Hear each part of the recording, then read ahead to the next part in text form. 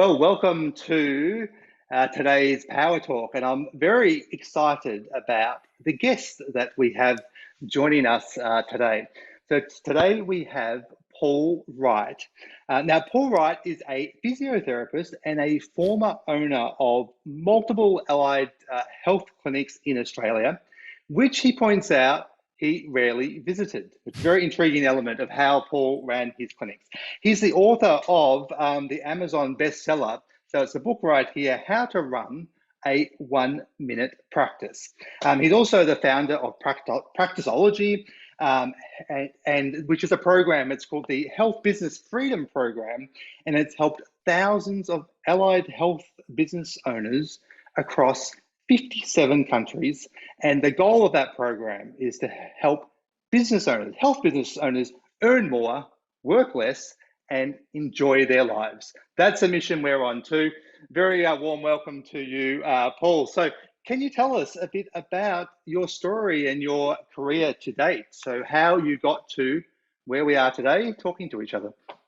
Well, firstly, thanks for having me. I'm totally honoured to be part of the Power Talk, Power Diary, Power Talk. It's sensational. So my background, though, where do you start? I was born in a small country town, and that has influence for us because my country town upbringing, there was no physiotherapist, there was no health professionals, there were a few doctors, but there was certainly no physios.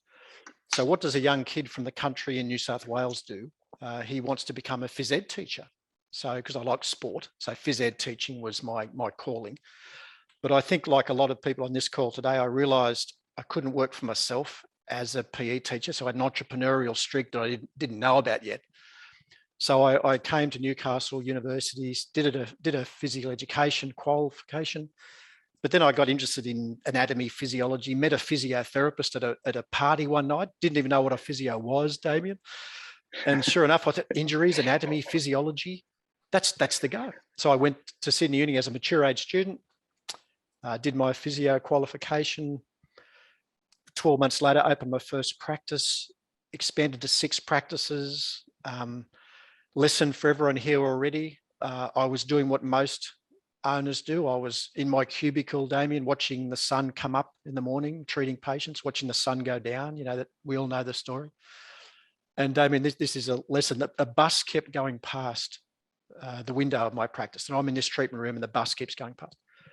On the side of the bus, it says why most small businesses fail and what to do about it. So what's on the side of the bus? And I'm just keep watching this bus. I'm getting better now. The universe was telling me something, but I missed it for weeks and weeks.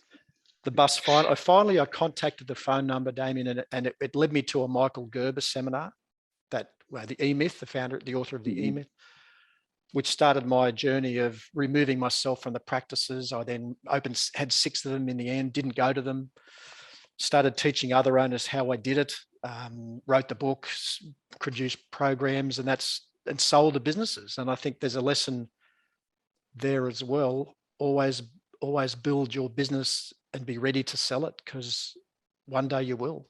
So that's yes. So to begin with that in mind, which is a good principle to have. And so the Gerber approach that obviously resonated with you. It sounds like the idea of sort of systematizing and perhaps in that in his work he talks a lot about the fact that there's a lot of health practitioners who aren't successful commercially, even though people assume that everyone's making buckets of money. I think he talks about the fact that that's not necessarily the case. So that sounds like that resonated with you. And yeah, well, I'm an analytical thinker, a systems guy, love a good process, and systems set you free if you do them well. And that's kind of what Gerb was all about with the E-Myth. And I will resonate on a few of those as we go through the mistakes today, because it's instructive for everyone what the journey I went through and how Gerber lays it out. But that was certainly a turning point for me. So if you haven't read it,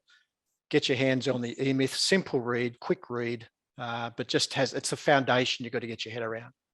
Yeah, no, I agree. It's a wonderful, wonderful book, and in fact, it was instrumental in shaping some of my thinking too in the early days. So let's dive right in, because today we're talking about you've had this journey. You've opened practices, And you've made some mistakes along the way, and you've really been able to refine it down to 7 critical mistakes that you see business owners, or that you've made yourself, and that you see other health practitioners make. So let's dive into that. So number one off the rank here, we have failing to understand the true role of your business. So can you elaborate on that for us, and tell us what's at the heart of that? Well, I think you've got to ask yourself why you started your business in the first place. So what was the reason you went into practice? And in most cases, they go into practice because you want to make your own decisions. You want to be your own boss. You want to be in charge of your own destiny. But that's okay to do that. But that means you're doing the marketing, you're doing the recruitment, you're doing everything else, as well as, in most cases, seeing all the patients or lots of the patients. So it's kind of, you end up doing what you're doing before, but then having all these other responsibilities as well. So, and the role of a business, what I think we all need to understand is the true role of a business, and this is my personal philosophy, is to give you more life. So the role of your business is to give you more life. If it's not doing that, it's taking it away. Now, my beautiful wife, Helen, and I, we were on this journey, 30 years marriage, and we've got 4 beautiful daughters, but I was there for everything, Damon, every school concert, every carnival, because I engineered my business to let me do that. And that's what I wanted it to do. So the role of my business was to give me the freedom to do what I wanted to do when I wanted to do it. And, Yes. and if there's one, maybe the simplest thing to do for you guys, we do a thing in practiceology called the freedom score. And your freedom score is simply how many hours per week, on average, do you spend or do you need to spend seeing face-to-face patients? That's your freedom score. Now, if you've got a freedom score of 40, if you're doing 40 plus consulting hours per week, I don't think you've got much of a quality of life. If you've got a reasonable practice, you add your marketing, you add your recruitment, you add your systems of fixing up the internet that doesn't work, whatever is going on. There's every chance you won't spend much at home. You'll be burnt out when you get there. You're working weekends, doing the books. Like, you've got to get your freedom score right. Yeah. So I think the real challenge,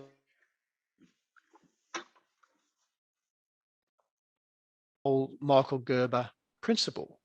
And he says, and it's true, we would be better off as health professionals opening a plumbing business. Yeah. Like, I would have been a better carpenter because I'm hopeless. Like, Helen bans me from power tools because I'm appalling with them. So, but I'm better off opening a carpentry business because I can't do the physical work of carpentry. So I've got to work on the business and get someone else to do the carpentry. That's Gerber in a nutshell. And do you think people that find themselves in a situation where they have to see 40 clients a week, that essentially what they've got, instead of getting the freedom of private practice, what they've actually got is a job, but not just a job. They've got a job that has all this other unpaid work attached to it as well. So it's not perhaps delivering what they might have intended to get or might have pictured which when they started out.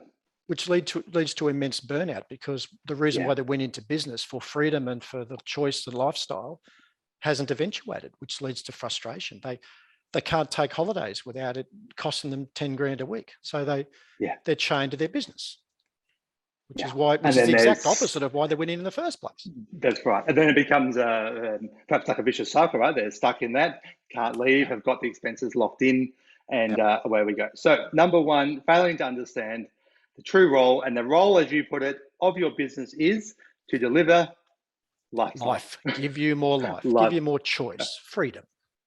Excellent. Great. So number two, falling in love with your product. Now, you have this listed as a critical mistake, right? Now, intuitively, we might think that's actually a good thing, right? To fall in love with your product, but you have it as a mistake. So tell us about why this is a critical mistake. The best mistakes are the most counterintuitive ones, Dave, that don't make sense. So you think I should fall in love with physiotherapy because I'm a physio. I should fall in love with that. But think about what led you to your career. So I'd said it at the start. I chose physio because I liked anatomy, I liked physiology, I liked injuries, I liked fitness. The problem with all those statements, they all start with I. I wanted something. At no time, Damien, in the whole history of my early stages of my business, did I think, is there a market for physiotherapy? Is there a demand for that service? Now, I got lucky because there was, but I didn't look at it. I didn't think, gee, there's a shortage of physios. Because I fell in love with the idea of being a physio, which is the mistake. So the mistake is, don't fall in love with your product, fall in love with your market. You have to fall in love with the problem that the market has, and then you solve their problem.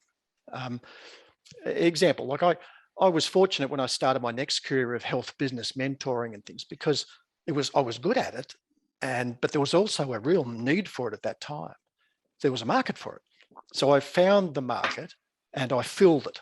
I helped it. But the best example, I hope you're all watching Shark Tank. This is my favorite example. I love Shark Tank. Any entrepreneur out there loves Shark Tank. So Shark Tank, the guy comes into the shark den, and his product is, they're pads, Damien, you put under your arms on a guy, so your shirt doesn't sweat. Now it's an arm pad, so your shirt doesn't get sweaty. And he presents it to the sharks. No, they're not really interested in this, really, but they ask him, how many have you sold? Oh, I've sold 500. How long have you been doing it for? Oh, about 3 years. So the market is telling him they're not interested. Okay, he hasn't sold me. And the sharks knocked him back. Interview out the back after the show. What are you going to do now? Oh, no, I'm going to keep going because I believe in the product. Yeah. I believe it. See, mistake. He's fallen in love with his product. The market doesn't want it. Move on. Yeah. Now In fact, there are, sorry. So I was just going to say, so, and if people get stuck on that, what do you see happen to them in your experience when they get stuck on that they're so attached to the product that they're kind of got the blinkers on? Where does that lead, in your experience, for people? Well, they're going to be struggling to get traction in the marketplace. They're going to have struggling to find patients, struggling. Like example, I could have a passion, Damien, for elbow treatment of elbow pain in one-armed golfers. Okay, that's my passion. But is there enough of those guys around to make that viable? No. And there are two, and but I'm trying to make a point. But the idea is there are two key drivers of every business, Damien. If you guys, and I wish I knew this when I started my business, two key drivers: available market, as in, is there enough demand for the service you want to offer? That's number one. And number two, available labor supply. Is there enough labor to provide that service? So I could, and you see it in regional practices all the time, I could open a physio practice in, I don't know, Alice Springs, for example, somewhere out in the middle of nowhere. And there might be a need for services. There might be a need, so there's a market. But convincing therapists to come to Alice Springs to deliver that service, so I'm going to chain myself to my business for the rest of my natural life because I can't get available labor. Yeah. So understand the drivers of a business. You can't grow it. Now, your job is to find your only job, find the starving crowd and satisfy their desperate problem. That's all. And I would add to that, and make it something you enjoy doing as well, right? So that because you can find a market. I'll be counterintuitive. I don't have to enjoy doing it, but the people I employ should enjoy doing it. Well, yes, that's true. Of course, you could do that, but I think, like for me personally, I think I want to spend my life doing things that I am fired up naturally about. And I think so. When you get, I think the sweet spot, you get the market fit with, as you say, the available. There's an addressable market there. People want your service, and but don't get blindsided. If I'm understanding correctly, you're saying don't get blindsided by that and lose focus. How many times, Damien, have people had I've got a passion for concussion, or my passion is patellofemoral pain, but that's okay. But is there a market for that? Is there a market for it? Is there a demand for it? Remember, the market doesn't care what you want to do. I did a presentation once. This guy comes up to me and he says, we're in Sydney. He says, Paul, I want to open 7 practices in the North Shore of Sydney. I said, is there a demand for that? Oh, I'd imagine so. Like, no research. I imagine so. How are you going to staff it? Because my brain goes to market and available labour. Mhm. Oh, I'll just advertise. No, there's a massive labour shortage in the northern shore of Sydney. And I said, okay, well, good luck, champion. But the thing was, he wanted to. Yeah. I want to open 7 practices. I want to do this. The market doesn't care what you want to do. Sorry. No, I think it's no, that's right, and I think the other side effect that you see if people spend too much time on something that the market doesn't respond to is a loss of confidence, right, and a loss Yeah. of drive, and often can become, start to doubt themselves, when in fact they might be Yeah. so close to it, so close to getting it right, but they're just missing an element. And if they do that for too long, of course, our confidence and resources run dry. Okay, let's get on to point number 3. I think this is one that is going to resonate with a lot of people. So, falling victim to the perfectionist syndrome. So, how do you see this play out with practice owners? Well, it's an epidemic. It's the epidemic of allied health. I think it's part of our university. I do a presentation. We talk about the Cumberland curse. I went to Cumberland College in Sydney, and I inherited the Cumberland curse. And part of that curse is that you're a perfectionist. You want to make sure it's right. And in allied health, you understand that. You don't want to be dangerous. You want to be safe. So you want to be good at what you do. But you hit the nail on the head a minute ago. If they don't get it right, they get close and they burn out. Like, we want it to be perfect, but the result of that is we don't get it done. So I've got lots of mentors. One of my mentor told me once, it's better to be 80% and out the door than 100% and in the drawer. And that's so true.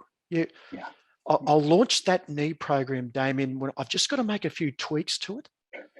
I just want to add that extra module. You've seen it. You probably did it with Power Diary. Oh, and I think you get the law of diminishing returns really comes into play here too. That that extra amount of effort that you're going to put in to try and move the needle from the 80% to the 100%. It's not going to make that much difference. You might put in enormous effort and the return on that. Whereas if you put that same amount of effort into the next program, next workshop, or whatever it might be that customers are needing, you're going to help them, right, a whole lot more than that last 20%, which chances are most people they won't know the difference, won't see it, because it's really our critical brain that's over analyzing and the work that we've done. Reid Hoffman, I think the co-founder of LinkedIn, I love his expression. He said, if you're not embarrassed by the first version of your product, you've launched too late. And it's true. I look at some of the stuff I put out there early. Like, my beautiful wife Helen, she wants things to be right, and she looks at some of the stuff I don't say, oh, you can't send that. You can't. There's a typo in that, or it's gone. I said, darn, it's gone.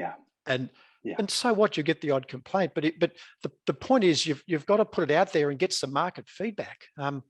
Is it right? Then change it. But don't spend 6 months or 2 years, 10 years creating this program that when you finally launch it, you see the market doesn't want it, or the market's moved on. Happens all the time. Exactly. And the market may care about something very different, right, to what you care about. So if you get a sort of the MVP, the minimal sort of viable product out there, and then get real feedback, which is so much more valuable than what our own brain might be generating, because it's real customers who are the people that you're trying to help, telling you, hey, this is great, this not so much, so don't spend time on that. And there's so many opportunities now. There's so many low-cost test opportunities. So, for example, we like when we launch our programs, like we've launched Ultimate Referral System, we did Front Desk Program, we did Ultimate Social Media. So we've done lots of these programs. Let's say the referral program. We didn't know whether it was going to work or not. So we organised the live event. I had the speaker there organised to do the live event, and we were going to, if there was enough registrations for the live event, we'd then hire the video guy, record it, and produce the program. But if no one registered, Damien, if there was no attendees, the market would tell me, I'm not interested. So cut the video guy, cut the whole program, and it's gone. And just move on to next. But that's an easy way to test it. Easy way to test it. Put a webinar on, put a seminar on about concussion. If you've got a passion for concussion, free concussion webinar, free concussion talk, and see if anyone's interested. That will it's an easy way to do it for you. So the other thing absolutely. Sorry, go ahead. And the other thing I like, which we get worried too, if we put out the knee program, say I'm a knee guy, but there's a superstar knee person up the road. They wrote the book on knee pain. And I'm worried about doing a talk on knees. I'm worried about putting my knee program out because Barry up the road is the superstar. And if Barry sees it, he'll laugh at it. He won't think it's any good. See, don't worry if Barry wants to do his own knee program, let him do it. Don't let him knock himself out. And my mentor told me once, you don't have to be the best in the world. You just have to be the best in their world. That's a good way to think about it. You have to be the best in the world, just the best in their world. So if Barry's got his knee people up the road, good on him. But the people who are in my circle, who come to my knee talk, who read my book or watch my knee video, I'm the best in their world. And the best example of that, you love this one. I'm lecturing. I did a lot of lecturing for the fitness industry years ago in my early days, which was important for me because at every fitness conference I went to, Damien, there was a real big business strand. So I cut my teeth in marketing in the business strand of fitness conferences because there was no business strand in physio conferences back then. Mm. So I'd go to these things, and as you go through, and then as I was lecturing to these audiences, in one of my lectures once, I was doing an anatomy lecture, like heavy anatomy. And in the audience was my anatomy tutor at uni. So like my guru was in the audience and front and center too. Like that's pressure. She's sitting there like this, she's just, and I said, you just talk about, and I was terrified, Damien. But the more that it went on, they're asking me the questions. I was the best in their world. And I laugh now when I see her. I had the clicker that day. I had the clicker. The person with the clicker is king. I was the superstar. Yeah. So, and I think the other dimension to that too, I think, which is good, and it's helped me when I've sort of struggled with that idea too. Might be doing radio or doing something and talking about a topic where, and I'd be overt that I'm not the I wouldn't be the superstar in that space by any means.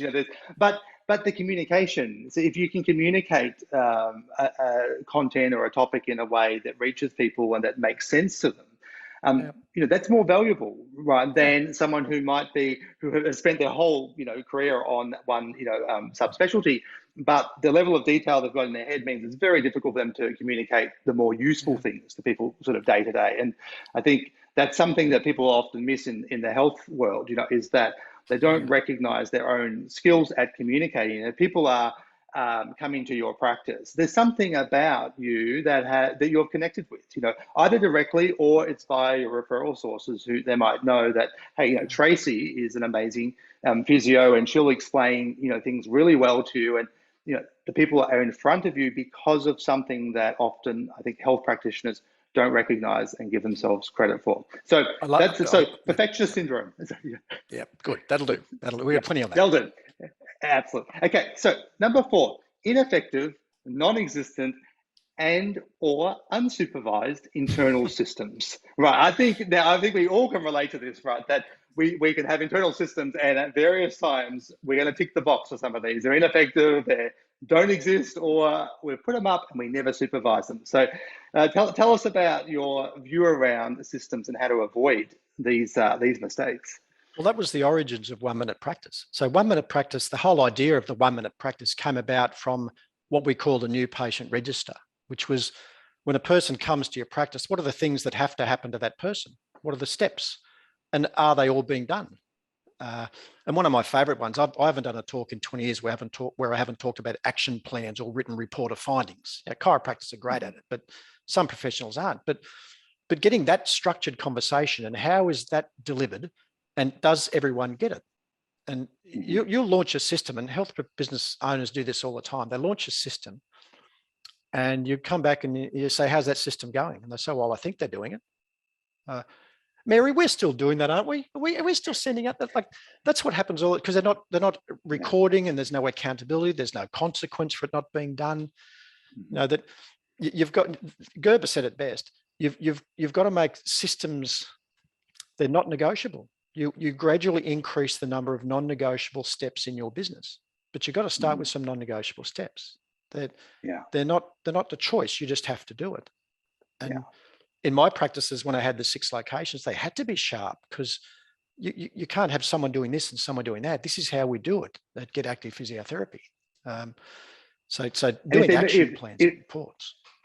that's right. And if they are negotiable, the message then that sends to the team, right? In Yeah. terms of importance or hierarchy, if things are, and if you are that, how, Mary, are we still doing that? The Yeah. subtext of that is, it's not really that important, one, and perhaps I'm not really looking at the data, or we're not really using this information in any meaningful way. Otherwise, I'd know, Yeah. right, that Yeah. was being done or not being done. So it kind of undermines, doesn't it? And then we can kind of get Yeah. caught in a trap of feeling like, well, our team doesn't follow up, or the team might do this and then it never gets followed up, or the different complaints that people or difficulties people will experience. But Yeah. sometimes that messaging it's subtle, but it's sort of cutting through. So Yeah, if you've you got have to a system, remove discretion at the operating level of your business. Remove discretion at the operating level of your business.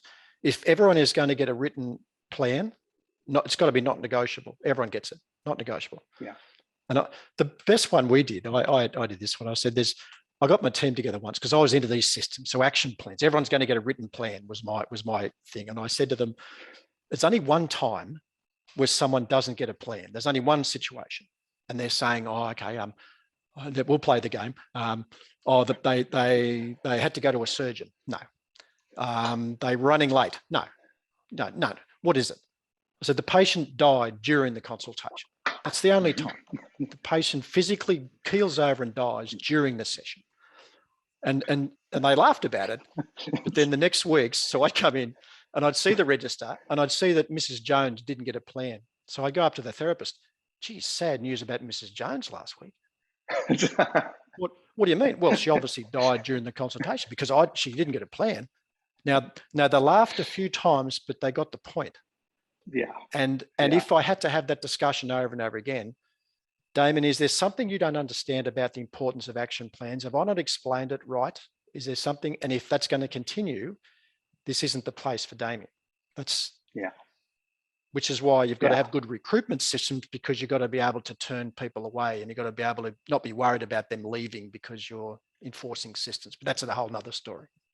Yeah, I was going to say we could probably do a whole separate conversation about that, and the whole dynamic of I think practice owners fearing admin people leaving, because often I think practices are often being run too much based on individuals rather than on Yeah. systems, or rather than, of course, in our space, we're passionate about using technology and having a practice management system be that kind of hub of everything that's managing everything, rather than the practice relying on the individuals kind of doing things that if that person leaves, takes a holiday, sick leave, or whatever, that information walks out the door and the whole thing kind of falls over, and we end up with very stressed practice owners and often disorganization. Who continue to be scared that their team will leave, so they can't enforce the systems because they're being held to ransom by the wage demands of their team because they know they can't be replaced. That's a terrible way to run a business. Yeah. You've got to be better than that.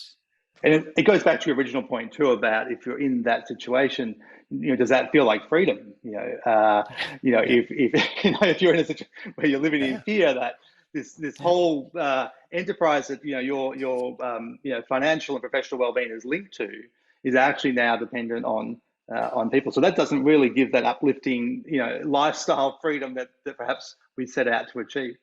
Okay, so next mistake you've got here, another one I'm going to say is fits into the counterintuitive category, but it's a good one. So a mistake you say is around using your accountant to tell you your business's profit and loss. Now, intuitively, I'm going to say that's where I would go, to get a profit and loss and to get that information. You're going to tell me that's all wrong. So that's great. Let's pull that apart a little bit. Okay. Why is this so wrong? Well, firstly, I love accountants, but I don't want to get mail from accountants because they are a very essential part of our business. But think about what's the job of your accountant. Your accountant's job is to make sure you pay enough tax, but as little as possible, and to keep you out of jail. Really, that's the idea of a tax. Yeah, that's what they're doing.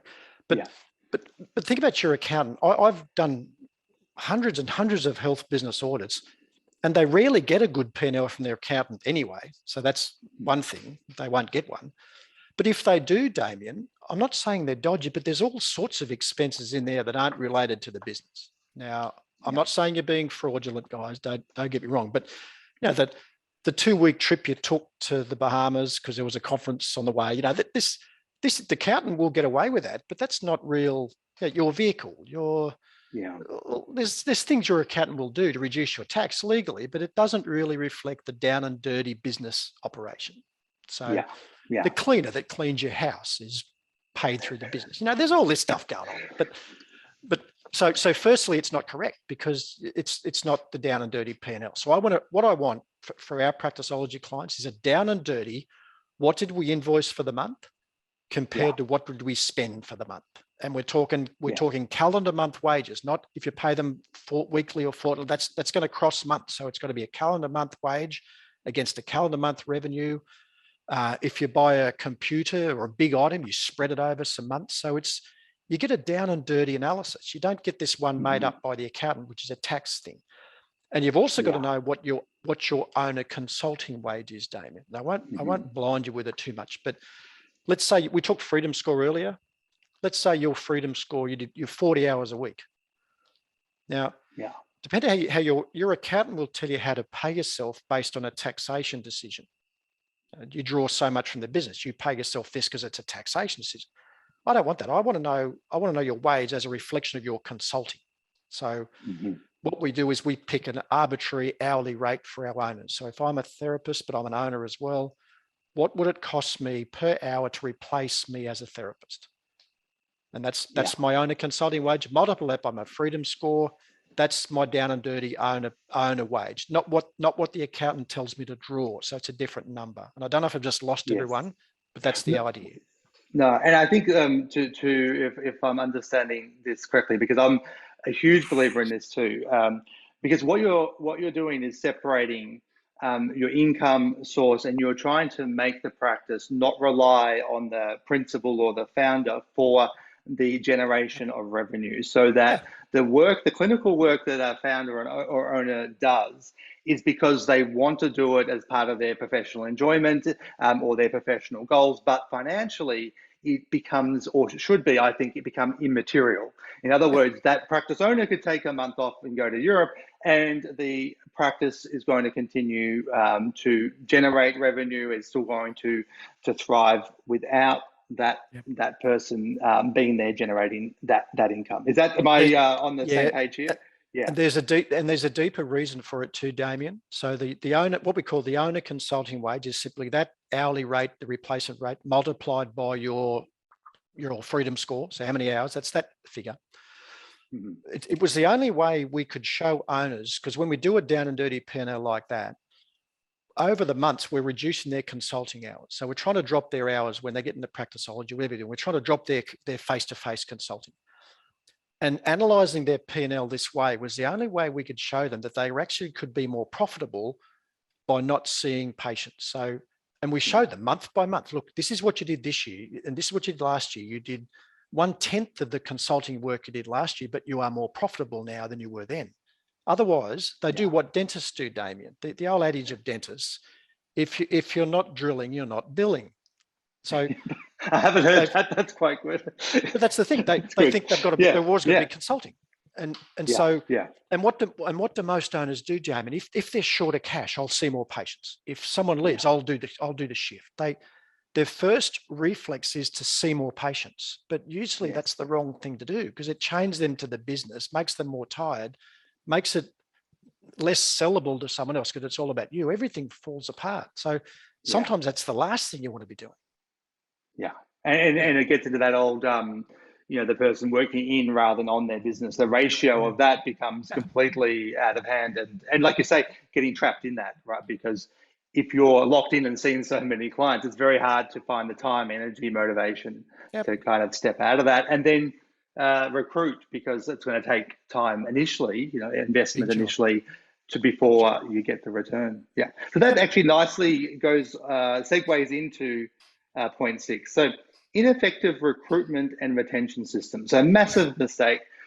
Tell us about this. What do you see the error that people make with retention and recruitment? The biggest recruitment mistake, well, there's a lot of them, but the biggest one that I see from a lot of owners is they don't understand that they're not going to be liked all the time.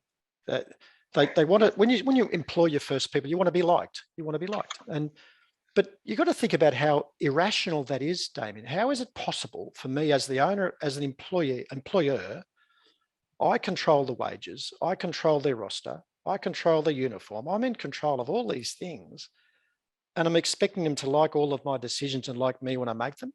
Like it's fairy stories. Like that can't happen. Now, so it's a mind shift. If when you become an employer, you've got to understand you don't want to be liked. Well, it'd be nice, but it won't always happen. But you have to be respected. And that's, do you want to be, and I ask my clients all the time, do you want to be liked or do you want to be respected? Now, it's my business. I'll make the decision. You're going to do the action plans. You're going to wear this uniform. You're going to do that. That's, you might like it, but that's the deal. Take it or leave it. The other mistake, and we see this a lot now in a very low labor environment, health professionals are notoriously passive recruiters. So a passive recruiter you'll go up to them and they'll say, oh, I just can't find staff. I say, what are you doing about it? Placed an ad. You know, one ad in one platform that might be a crappy ad, by the way. So, and they say, oh, just so hard to find available labor. Yeah, hang on a minute.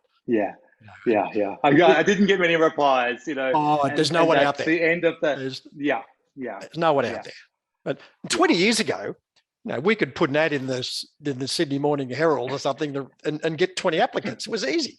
And we thought we were superstars. But these days, no. You've got to be, what do we say? There's now 20 ways to get one applicant, not one way to get 20. You could be doing all of them. So don't come to me and tell me there's no labor out there. Come and give me the 41 things you are doing that is leading to better recruitment. And then you wonder why you can't do 40 hours a week consulting. Hello.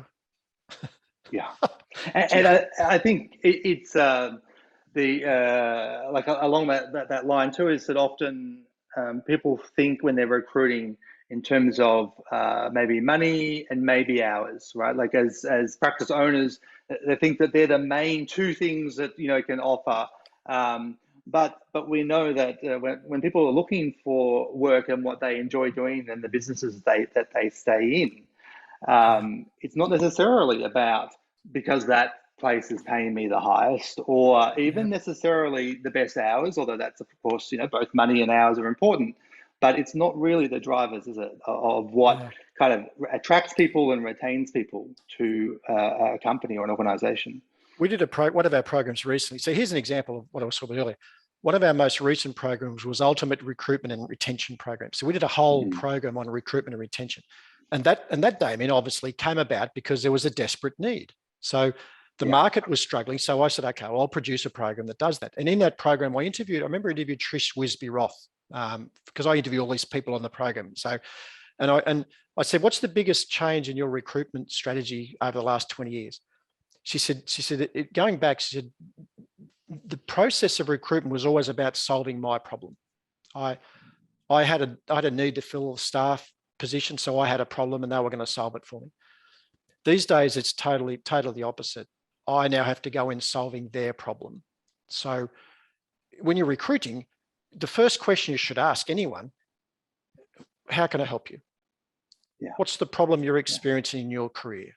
And if you're smart and you can pivot it well enough, you'll write your ad about the desperate problem. You know, if you're on the north coast of New South Wales, sick of Sydney traffic, you know, want to live the lifestyle, haven't surfed for 6 months, you know, so your ad talks to the desperate problem, it talks to the market, and that's I want to go there. And soon enough, money doesn't become an issue. I want to go to the north coast so I can surf and not get stuck in traffic. So solve their problem. That's marketing 101, no different than getting patients. Fall in love with the market. And it comes back to that likability and respect element too, doesn't it? That if you know, if you've got a good fit and you know that you're focused on delivering for your team members and making sure they are having a good experience of life as well, then there's much more kind of goodwill in terms of making sure that your systems are non-negotiable and being firm around the things that really matter, because it's seen as like the kind of social contract, if you like. The exchange is you're looking after me and I'm looking after you, and it's a you know, situation that feels equitable and people are happy to be part of that, versus where there's other dynamics, which I'm sure we've all experienced at various times. And make everyone, this is terrible, but make everyone replaceable. Yeah. my job as an ourselves included. Yeah, including myself. Yeah, I did this in one of my programs. I did it, and I can say this in front of business of a team of a practice, but the owner has trouble saying this. I can stand up in front of them and say, my job as an owner of a health business is to make you replaceable. That's my job. Your job is to make yourself irreplaceable. Let's get to it. Yeah, that's the paradox. That's what it is. Yeah. That goes down really well at a staff meeting, by the way. That's a good job. I think also I like, I'm always trying to hire people that are a lot smarter than I am, right? Because it's a wonderful thing to have, right? To get people in, it's great that are smarter and across things more, because they'll help take things to a next level in a way. So I think it's always a goal. Okay, now getting on to point 7. And I suspect this one, sort of ties everything together in a way, because without this, you're going to get into strife. And that is that businesses don't package your services, right? So this is going to link to value, I suspect, and income. So let's sort of dive into that a little bit. What do you mean by packaging your services, and how does it help practices achieve freedom? Well, it stops you being, primarily it stops you being a commodity, Damien. So if I've got initial consult and Brian up the road's got initial consult, they're initial consults. So I can ring up and say, how much is that and how much is that? That's a commodity, because it's the only differentiation is price. But if I've got the XYZ run a marathon in under 3 hours pain-free program that involves an assessment, video analysis, package it together, and that's what I get, and there's an outcome to it, or the migraine program, or the back to sport program, or whatever you call it, and I'm the only person that's got that program, I can't be compared on price. And if there's a need for that service, I package it with a benefit as a result of it. We've seen it with better back programs. We've seen it with migraine programs, TMJ programs, like concussion programs. I had an acupuncturist did a fertility program, like whatever you've got, but that's the outcome, and you need our whatever program it is. And it might be exactly the same as what you're currently doing, but just call it something. And as a result, it can't then be compared to someone else on price. That's as simple as that. It's not that hard. And I think the other thing I love about this particular strategy is that you're actually speaking to the need, which you could say speaking to the market, if you like, but ultimately for clients and for, no one goes out and says, what I really want is a session with a psychologist or a session with a physio, right? I mean, I just feel like that today, right? Because it's not that type of thing, right? What they're doing is trying to solve a problem. They're looking for an outcome, right? Which is no different than any other kind of purchase that we make, that we want an outcome. So it sounds like what you're saying is you kind of package the services in a way that delivers that outcome, or demonstrates that this is what we're doing here is attending to the actual need that you have, and of course, people are it's uncomparable. You see, I don't want to come for a psychology session. I want to be an anxiety reduction program, or a stress-free at work program. I want the outcome. See, that comes back to us falling in love with the product. You fall in love with the idea of being a psychologist, but no one cares what you do. They just want the outcome. Your mum cares. Like mum cared when I became a physio. She was excited, but the patients don't care. I just want to be able to run pain-free. I don't care what you do, stuff. Yeah. That's right. Anyway. And that's where I think the people often, it's easy to miss that, isn't it? Because I think part of our health training and the way that we might sort of think about things is around activity-based, intervention-based, evidence-based, all things that are super important. I think we'd agree. But that's sort of that's the health practitioner perspective and what we kind of bring into it. But in fact, as patients or as clients, that's not how we're thinking. We kind of take those things for granted. We want evidence-based. We want something that's going to work and that someone has the right training. But we're actually looking for ourselves. What's this going to do for my life? And I think one thing to take away too, people don't care how much you know until they know how much you care. So what are you doing to care for your patients? What are you doing to Now, we got all of our practiceology clients. The last entry in every note is a personal item. How was the movie, Mrs. Johnson? How'd your dog go at the vet? There's a personal item on the bottom of every note. And that's what they launch with. Yes. Hey, Miss Johnson, what did you think of that movie? Or how was this? Because that's what it's about. That's the rapport building stuff that we don't get. And that's what they need. They want you to know to care about them. That's what this is about.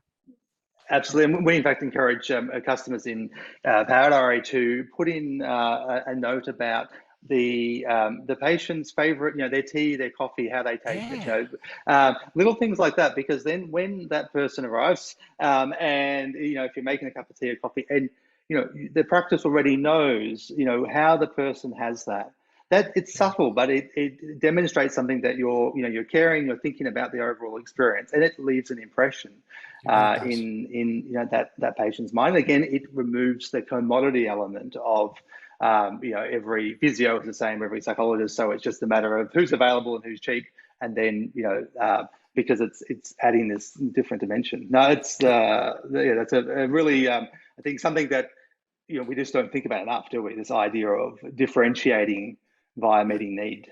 Because we fall in love with our product, we fall in love with our profession instead of fall in love with the problem that we're solving or the market's problem. And if you look at most websites, Damien, at XYZ, we do this, we do this, we fix this. But I'm not going there to about what what can you do for me? Like, look at how many times your website says we do this compared to you're here because you might need this. It's got to be about the viewer, not about the business. Anyway, don't get me started. No, I think that's I was just thinking that's spot on. It's about the frame of mind almost when we're creating that content, isn't it? About which way we're kind of looking at it and how easy it is to fall into that trap. Now that gives us the 7 key critical mistakes, but we've got a couple of little bonus mistakes in here, if there is such a thing as a bonus. Is there time for the bonus mistakes, Damien? Let's very quickly cover them because I think they're important. So the first one is putting monetary value on family time. So you see this mistake, right, happen, that people do this, right? What does it look like when this happens? It looks like the owner that has their daughter's swimming carnival from school and a list of 10 patients they might make $1,000 on. And owners sit there and think, well, I could go to the carnival or I can make $1,000. See, they're putting a monetary value on their family time. And that's just not right. It just doesn't work. Family time, just from my perspective on it, family time is quantity time. People say I'm going to spend quality time with a family. That just sucks. My best example of that, I'm home one day because I was home a lot. My then 16-year-old appears at the doorway. G'day, Dad. And you okay, darling? And she bursts into tears. I give her a cuddle. No, she's not a crier. Give her a cuddle. Tell me about the boyfriend. Something happened. And she said, thanks, Dad. See you later. Now, I can't plan that. I can't say, darling, quality time is 4 o'clock to 5 o'clock. So you've got to be there. These things happen because you're there. Now, I'm not putting the guilt trip on you, but your business should give you the freedom to be there because family time, it's quantity time. And later in life, that's going to be the thing that matters to it. You're never going to remember the $1,000 you made, but you or your kids, or it may not be direct family, it could be other things that are going to remember that you didn't get those things. Now, there's an inverse to this you were saying. So it's, putting monetary value on family time. The inverse of that is failing to put monetary value on your work time. This comes back to the number of things that owners do that they just shouldn't be doing. My best example, for years I washed the towels, Damien, in our practices. I'd worked out that I was too big a wig to see patients because I'm the owner of the business, but I'm still going around to 6 practices picking up and washing the towels. So I was in all sorts. But see, that was low value. Now I had this funny story though. I had a 300ZX sports car at that time, and I'd go around to the practice in my sports car. And there wasn't a lot of storage space for towels. So by the time I got home, there I am in the 300ZX, towels everywhere as I'm boring down the freeway back to Newcastle. But my beautiful wife, Helen, would say, well, at least you're safe. if something happens, Oh, so you've got this towels. I've That's got right. towels. I'm going to be okay. But It makes me what's wonder what's what the obituary might read in that scenario. He's died surrounded by towels. and I Yeah, even had photos. yeah, I even had photos of me on Christmas Day at the clothesline washing towels. Like it was just yeah. ridiculous. So, but So that's an the example of key something that's bad. Done. it is. So the key point here is around thinking about, are they activities you're doing adding sort of unique value? Are they things that you are actually sort of adding unique value to, or could someone else do that and provide Yeah. the same value, but and not take your time? So I think Yeah. that idea of sort of making sure that we think of it in those terms, and that those tasks can be replaced by other people, right? And usually without it doesn't cost anywhere near as much as us doing it But if when you know, we you've got take it to. all into. That's why you've got to know your P&L. You've got to know your Yeah, down and dirty P&L to work this out. yeah, Otherwise, you'll think I'm saving $50 or I'm saving yeah, $100. No, it's costing you a fortune. yeah. Yeah, Above my computer here at the moment, I've got on the wall, what's the most important thing that only I can do right now? And I yeah, look at that all the time, because if ever I'm sitting here with what can I do? I can make that call to that person because I'm the only person who can do that. Bang. But yeah. if that's not what you're doing, someone else can do it. Watch it because you're Then what wasting should? too much time. Yeah. Yeah, no, absolutely. Now, on that note, we are actually right out of time, so we're going to need to finish up. But I'm going to throw to you. You've actually got some information about where people can get further content along this line from you. So, do you want to perhaps, if you want to share your screen, maybe that might be a good way to do it, just so that Sure. we can share that with people. Hopefully you can say, basically, Yep. if you want to find out more about Practiceology, if you're interested in what we're doing with our clients and how it works, we do a demonstration every month on Practiceology, and it's a free webinar. So this is a free gig. Just go to mypracticeology.com/power diary. It'll take you to that page and you can register for any of the free sessions, and we're doing those all the time. So we go through a whole demonstration of how Practiceology works, how we work with our clients. So that's an easy gig. Just go to that mypracticeology.com/power diary.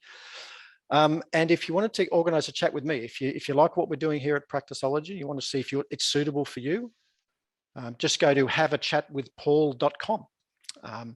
Haveachatwithpaul.com. You can register, have a chat with me about your business, see if you're a good fit for Practiceology.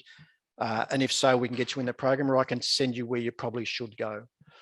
In terms of where to find me on social media, my only social media platform really is LinkedIn. I love LinkedIn. I'm a LinkedIn fan. So connect with me on LinkedIn, send me a message on LinkedIn, and I'll certainly add value to you and your community wherever I can. But as I said, register for the webinar or come and have a chat with me, and we'll see how it all goes. That's wonderful, Paul. And thank you very much for joining us today. It's been fascinating, talking to you. And I think that, having things reduced down to these key things to avoid, and conversely, what to do, super helpful, super practical. And thank you very much for sharing with our wonderful audience. Absolute Take pleasure. care. I hope I give you some things to think about. Thank you.